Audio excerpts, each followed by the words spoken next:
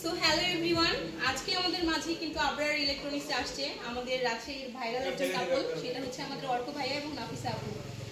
আপনারা কি প্রথম তালন্দতে বা তানোরে আসছেন? হ্যাঁ, প্রথমবার এদিকে কখনো আসা হয়নি। আর নাফিসা তো আসেনি, ওকে নিয়ে আসলাম। আচ্ছা, তো দুইজনকে জিজ্ঞাসা করতেছি আমাদের এখানে এসে কেমন লাগছে।